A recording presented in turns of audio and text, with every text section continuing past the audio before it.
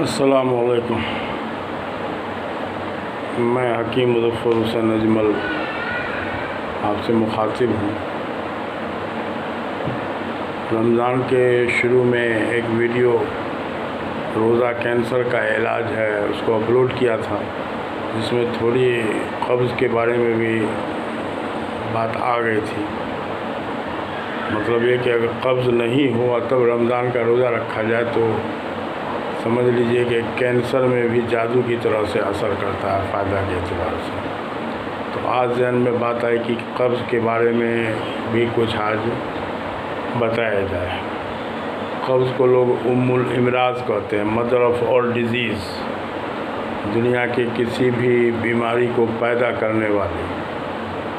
तो इसको ऐसे समझा जा सकता है कि खाना खाने के बाद जो कुछ बेकार चीज़ बचता है जो जिस्म के लायक नहीं है, तो उसको कुदरत का इंतज़ाम है कि बड़ी आंच के ज़रिए उसको सड़ने से पहले नेचुरली निकल जाना चाहिए। अगर वक्त से ज़्यादा देर कब्ज़ की वजह से वहाँ पर रख के अगर वो सड़ेगा तो सनात पैदा होने पर वही पॉइज़न, गंदगी सब चूस के खून में मिलता रहेगा जो बीमारी का सबब बनेगा। अब बड़ी आंच में अल्लाह ने एक सिफत रखा है कि वो उसमें जो कुछ होगा उसको चूसना शुरू करती है, चूस के पूरे सिस्टम में मिलाती है। अगर किसी आदमी को बड़ी आंच में एनीमा के ज़रिए शराब चढ़ा दिया जाए तो थोड़ी देर में उसको शराब का नशा आ जाएगा, जैसे उसने शराब पिया हो।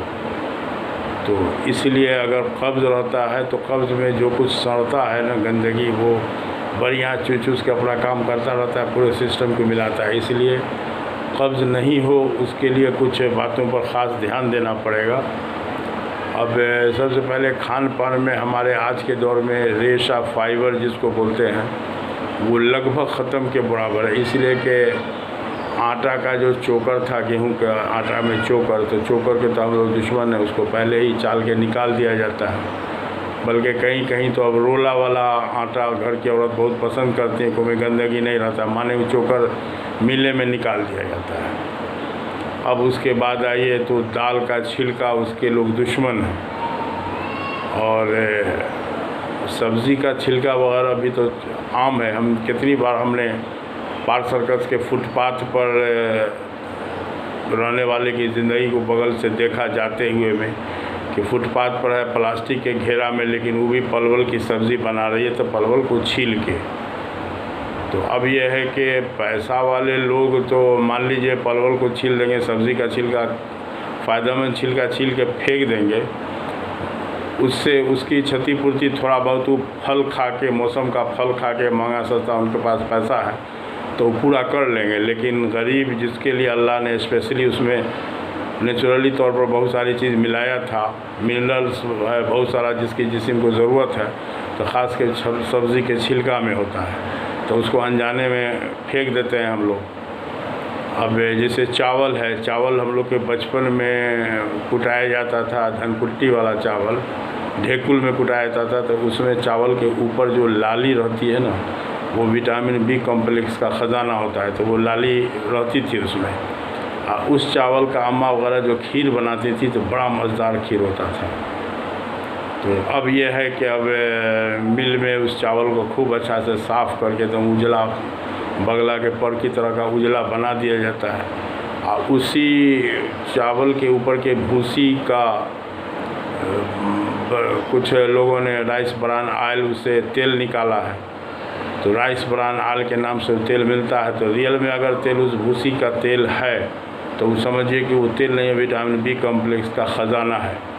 इसलिए कुछ लोगों को, दर्द के मामले वाले लोगों को हमने कुछ नहीं, सिर्फ वही कह दिया कि तेल तो खाते ही हैं तो वही तेल खाइए, राइस ब्रान ऑयल ही खाइए, तो उसी से माशाल्लाह उनको फ़ायदा हो गया।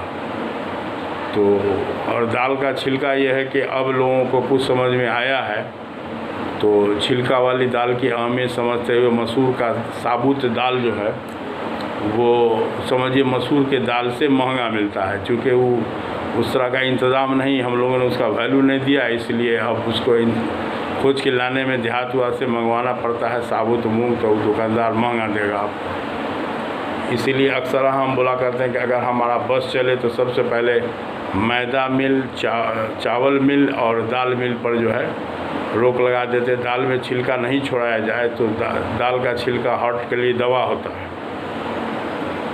और कब्ज़ के बारे में एक जड़ी बूटी आती है सिनाई मक्की, जो मक्का मुकर्रमा की स्पेशल वो जड़ी बूटी थी।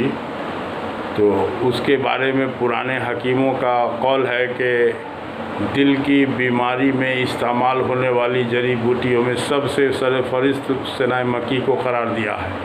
इब्न सीना के बारे में भी आता है कि उन्होंने एक नंबर पर उसको सिनाई मक्की को रखा है। उसका काम है सिनाई मक्की आला दर्जे की सेफ परगेटिव है, यानी मसल दस्त लाने वाली है। तो अब यह है कि 97 में हम वहाँ जो थे मक्का मुकर्रमा में, तो वहाँ जो सिनाई मक्की को देखने और यूज़ करने का मौका मिला तो अंदर से इतनी खुशी मिली कि चलिए एक तिब्ब नबी की चीज़ जो बहुत दिन से इसकी आफादियत हदीस में पढ़ते थे वो मिला। जाते वक्त में जो है खूब जितना भी कार्गो में जगह बचेगा सब यही ले जाएंगे। लेकिन बड़े अफसोस के बाद 1-2 महीना तक मार्केट में मिलता रहा। उसके बाद अगस्त के महीना में हम खोजते खोजते परेशान हो गए, किसी दुकान में नहीं मिला। और अब तो हमको लगता है कि अब मक्का मुकर्रमा से सिनाई मक्की ख़त्म ही हो गई होगी, इसलिए कि इत्मीनान कंस्ट्रक्शन का काम हुआ है। जो मक्का मुकर्रमा में जबल हिंदी और क्या क्या सब जगह सब था, सब को तोड़ ताड़ के मतलब इसमें हरम शरीफ के एकदम साइड में सटा दिया गया और तामीर कर के क्या क्या सब बना दिया गया। बहरहाल उसकी अहमियत लोगों ने समझा नहीं, इसीलिए हमको लगता है कि अब उस चीज़ से हम लोग महरूम हो गए। हाँ, एक बात है कि उस बीज को चूँकि मध्य प्रदेश में एक पहाड़ी इलाका है, गर्म वेदर है, तो कुछ लोगों ने वहाँ उस बीज को उगाया भी। तो यहाँ हुआ, पेड़ हुआ, लेकिन आफादियत के मामले में सिनाई मक्की में और ये अपना हिंदुस्तानी सिनाई कॉलेज, इसमें ज़मीन आसमान का फ़र्क है। अब बड़े अफसोस के साथ हमने देखा कि मक्का मुकर्रमा में भी यही हिंदुस्तानी सिनाई जो है अपना वहाँ सऊदी वाले रेट में, यहाँ जो 50 रुपये किलो उस ज़माने में था तो वहाँ 50 रियाल किलो में बिक रहा है। बड़े इत्मीनान से लोग ले रहे हैं, जबकि दोनों में ज़मीन आसमान का फ़र्क है। तो खैर ये तो दवा के लाइन से। अब यह है कि चोकर की अहमियत को इस बात से भी समझा जा सकता है कि हुज़ूर सल्लल्लाहु अलैहि वसल्लम की किसी कोई अहलिया, नाम हम भूल रहे हैं, उम्मुल मोमिनीन, वो अपने मायके गई है। मायके से आने पर कोई चीज़, कोई स्पेशल डिश जो है वो उन्होंने सीखा, तो यहाँ आने पर हुज़ूर सल्लल्लाहु अलैहि वसल्लम के लिए बनाने लगी। तो हुआ, सबसे पहले आटा का चोकर चाल के हटाया गया। तो आप सल्लल्लाहु अलैहि वसल्लम ने पूछा इसमें क्या हो रहा है, तो कहे ठहरिए ना, तो चीज़ हम सीख के आए सो आपके लिए बना रहे हैं। तो हुज़ूर सल्लल्लाहु अलैहि वसल्लम ने इरशाद फरमाया कि इसमें से जो कुछ निकाला गया है यानी चोकर, उसको इसमें मिला दीजिए, फिर अपने ही थ्योरी से आप बनाइए, लेकिन उस चोकर को मिला दीजिए। तो चोकर की अहमियत इसको भी समझाया जा सकता है कि हुज़ूर सल्लल्लाहु अलैहि वसल्लम ने मैदा को कभी देखा ही नहीं। तो मतलब खान पान को अगर हम लोग नहीं सुधारेंगे तो हमको नहीं लगता है कि कब्ज़ के बीमारी का सही तौर पर मतलब उस बीमारी के इलाज में। अब मेडिकल साइंसेस में ज़्यादा परेशानी नहीं है। मेडिकल साइंस जो है अपना दिमाग बेज़रूरत चीज़ में बहुत ज़्यादा लगा देता है। कुछ दिन पहले एक रिसर्च आया था कि जैसे हार्ट का जो है स्पीड को ठीक करने के लिए जो पेस मेकर ऑपरेशन करके लगाया जाता है, जिसको बैट्यूटी समझते हैं, चमड़ा के नीचे लगा दिया जाता है, कोई तार को अंदर हार्ट में जोड़ा जाता है कि हार्ट के वो पंपिंग को शायद नॉर्मल करता है। उसी तरीके से एक चिप्स को मेडिकल साइंस ने ईजाद किया और बड़ी आंत में ऑपरेशन करके उसके नर्व से उसको जोड़ दिया जाता है। ऑन ऑफ करने का मामला उसके बाहर में सेटिंग रहता है। अब आप सुबह में लैट्रिन जाते हैं तो लैट्रिन जाने से जो मामूल हो उससे 15 मिनट पहले उस स्विच को ऑन कर देना है, ठीक है। अब जब स्विच ऑन हो गया तो अब जो है कुदरती तौर पर जो है वो बड़ी आंत में एक मूवमेंट होता है जो धीरे धीरे वो गंदगी को मतलब अजावत को आगे खिसकाता है, जिसको मेडिकल साइंस में पेरिस्टाल्सिस मूवमेंट बोलते हैं। तो उसको वो बढ़ा देता है और 10-15 मिनट के बाद अब आपको अजावत का एहसास होगा। आप लैट्रिन जाते हैं, लैट्रिन खुलासा हो जाता है। इसको मेडिकल साइंस बहुत बड़ी कामयाबी समझ रहा है। हमारा सवाल था कि थोड़ा सा खान पान को सही कर दिया जाता और पैदल चलने की तरगीब दी जाती, एक्टिव ज़िंदगी होता तो इंशाल्लाह इतना ज़्यादा झंझट का कोई ज़रूरत नहीं था। और खान पान को सही करने के मामले में दिल में आता है कि अगर हमारा बस चले तो चावल मिल, मैदा मिल या दाल मिल पर बैंड लगा दें। मेडिकल साइंस ऐसा कर सकता है। वो हुकूमत को कुछ कह देगा तो हुकूमत मानती ही है, जाहिर सी बात है कि मेडिकल साइंस का हुकूमत के मेडिकल डिपार्टमेंट पर पूरा कब्जा है। वो जो कह दे, बारों की बुआ वाला उपाय है कि कान में भी चप्पल लटका देगा तो चलेगा। तो मसला यह है कि और उसमें आवाम परेशान होती है।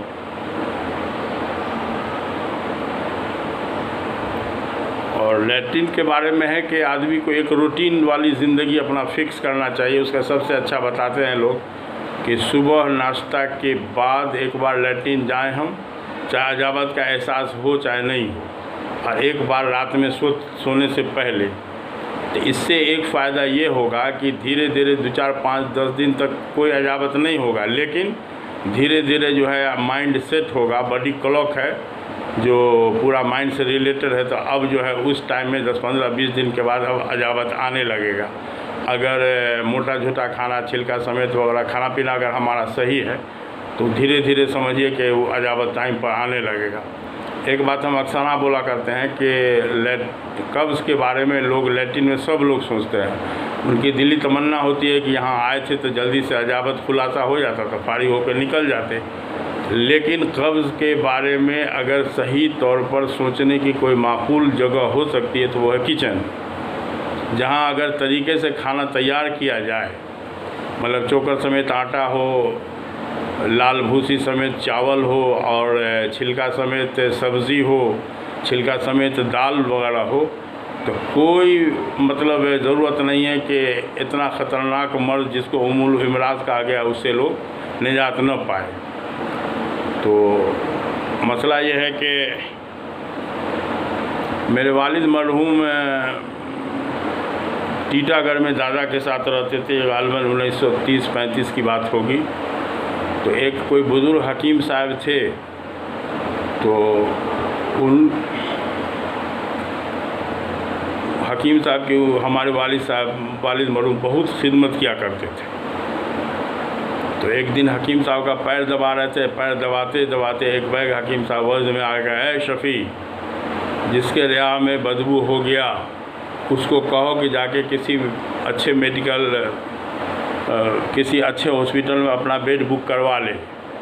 बात देखने में थोड़ा सा अल्टर लगता है, लेकिन 100% सही है कि रिया में बदबू का मानी कब्ज़ शुरू।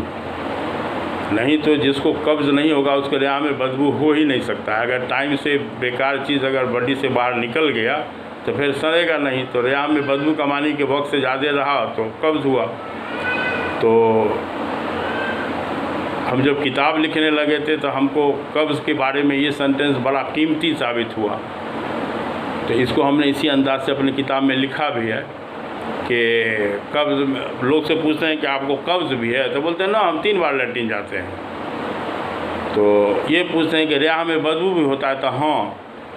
तो हम कहा तब तो कब्ज़ है ही है हर हाल में, बदबू काहे होगा भाई। तो ये सेंटेंस जो है हमको लगता है कि कब्ज़ के बारे में इससे अच्छा मेडिकल साइंस जो है कोई दूसरा कब्ज़ का सही मीनिंग नहीं पेश कर सकता हमारे अपने तजुर्बा से।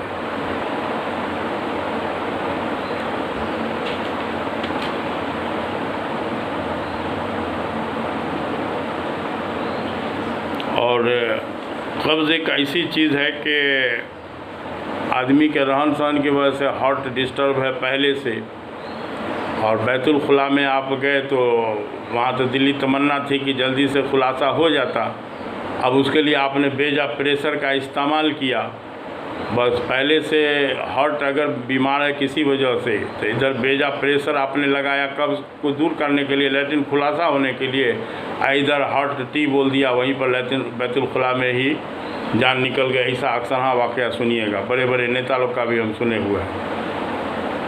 हम लोग 7वां क्लास में थे 1977 में, तो सुने थे कि हिंदुस्तान के एक सदर कहीं बाहर के टूर से, मलेशिया उलेशिया के टूर से आए, बैतुल खुला गए और वहीं उनका इंतकाल हुआ। एक अब्बा के हमारे दोस्त भी थे यहाँ कलकत्ता साल्ट लेक में, तो वो बेचारे बेटा की शादी में बेटा के साली के शादी में पटना गए, पटना से वापस आए बेटा के साथ यहाँ सॉल्ट लेक में अपने फ्लैट में, अब बाथरूम में गए वहीं इंतकाल हुआ। इस तरह का बहुत सारा मामला आप सुनिएगा। तो इसलिए कब्ज़ को हल्का में न लिया जाए, और कब्ज़ से बचना कोई बहुत बड़ी बात नहीं है। गोश्त आप रोज़ खाइए, सालन का सरदार है, लेकिन उसको सब्ज़ी के साथ खाया जाए, और गोश्त खाया जाए तो बहुत गला हुआ नहीं लिया जाए। इसमें एक फैक्टर ये भी है, इसलिए हदीस में आता है गोश्त को तीर के खाना सुन्नत है। अब इतना गला दें एकदम रांगा की तरह हो जाए, ख़ास के कबाब वगैरह, तो उससे मैदा में अल्सर होने का चांस होता है। इसलिए गोश्त तीर के खाना सुन्नत भी है। तो अब उसको सब्ज़ी के साथ खाया जाएगा। बगैर खान पान को सही किए हुए शायद कब्ज़ का मामला को हल नहीं किया जा सकता है। और साथ में कुछ जिस्मानी वर्जिश नहीं, बल्कि 5-7 किलोमीटर पैदल चलने का एक मामूल होना चाहिए। और 5-7 किलोमीटर पैदल चलना कब्ज़ ही नहीं, बहुत सारे बीमारी से बचावेगा। और आज के दौर में अब जो है वो डायबिटीज़, ब्लड प्रेशर, ये सब महामारी का शक्ल इख्तियार कर रहा है। तो उसके पीछे यही कारण है, कब्ज़ ही के बाद जो है वो सारा मामला शुरू होता है। तो इसको हल्का में न लिया जाए, और रमज़ान में भरपूर सब्ज़ी गोश्त खाया जाए, और सहरी में थोड़ा सा तरीके से लिया जाए। अब दूध ही है, हम लोग इतना उसको उबालते उबालते खोआ बना देते हैं, खोआ बना के खाते हैं, तो वो तो दूध कब्ज़ करेगा।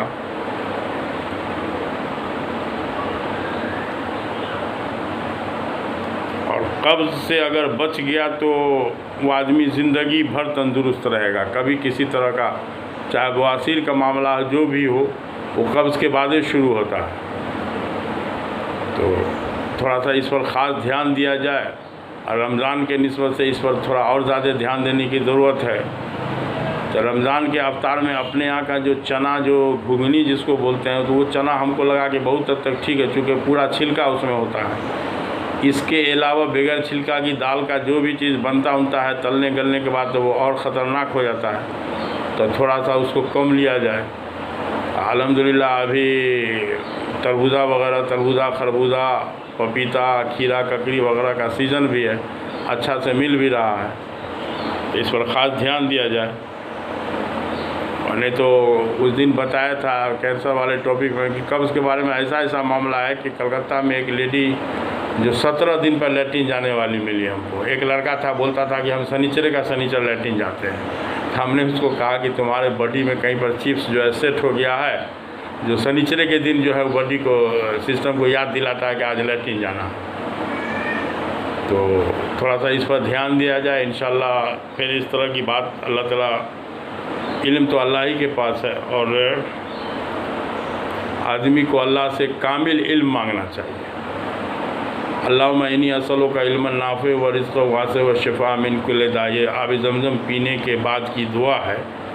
तो इल्म कामिल बहुत ज़रूरी चीज़ है। नाक़िस इल्म के चक्कर में आदमी कहाँ से कहाँ बर्बाद हो जाता है।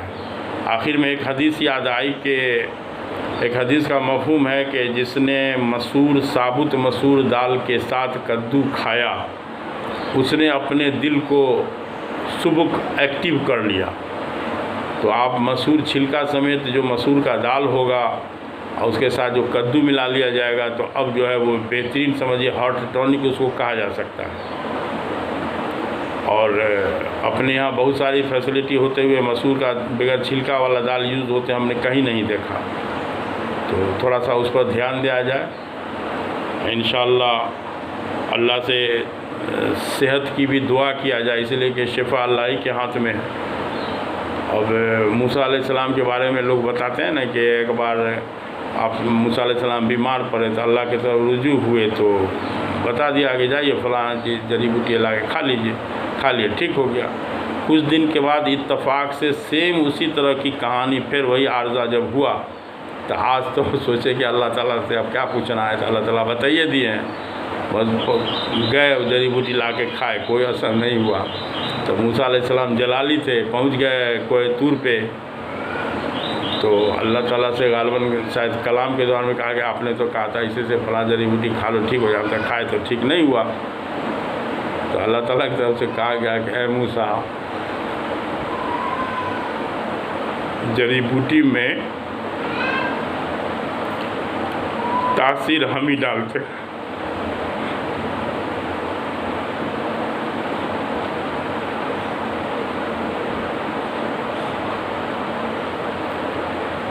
इसलिए अल्लाह से दुआ भी मांगते रहना चाहिए शिफा के लिए,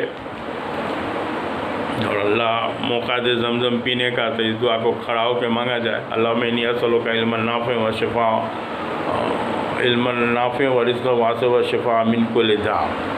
इसमें सब चीज़ आ गया, रिज़्क़ की वसअत भी आ गई है, हर बीमारी से शिफा भी आ गया और इल्म कामिल भी आ गया। तो अब अपने साथ साथ हमको भी दुआ में याद रखिए। ठीक है, अस्सलाम वालेकुम।